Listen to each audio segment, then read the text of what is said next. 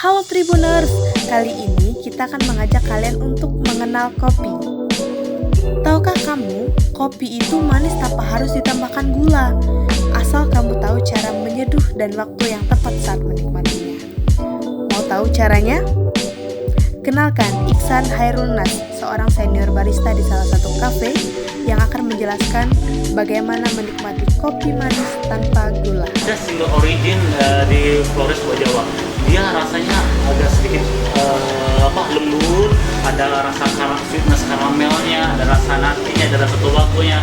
Jadi kopi sebenarnya dinikmati dengan cara yang baik biar merasakan sensasi yang berbeda. Oke, cara yang baik itu anggap aja kita pakai manual brew. Manual brew itu kopinya dibikin secara manual. Contoh tadi udah saya bilang V60. Sekarang lagi heboh V60, V60 kalau bahasa Indonesia ya. Itu dengan V60 dengan air yang panasnya yang pas, yang enggak lebih dari 70 derajat Celcius atau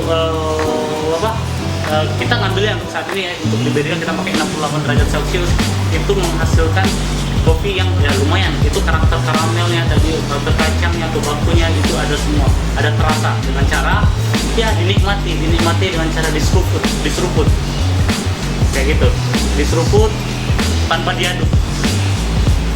Udah manis kalau pakai 68 derajat Celcius itu. Ya, dengan proses kayak gitu. Ada orang masing-masing sih ada punya style, seorang barista punya style masing-masing untuk membuat kopi itu dengan caranya. Ya, kebanyakan orang tua kita dulu sampai sekarang sih, orang tua kita dulu kalau kopi itu ya kopi tubruk sih emang originnya kita Indonesia harus pakai air yang benar-benar mendidih. Sebenarnya itu kurang baik. Kenapa bilang kurang baik? Itu merusak karakter kopinya sendiri. Jadi karakter yang kayak aroma tadi, karakter fruity tadi, ya sedikit hilang. Dia rasanya pahit, bitter, lebih diunggulin. Sekarang kan kita kebanyakan di sini mesin kopi di sini untuk menikmati kopi yang baik itu kan espresso dulu pertama kali. Espresso dulu untuk mengetahui kopi itu baik atau enggaknya.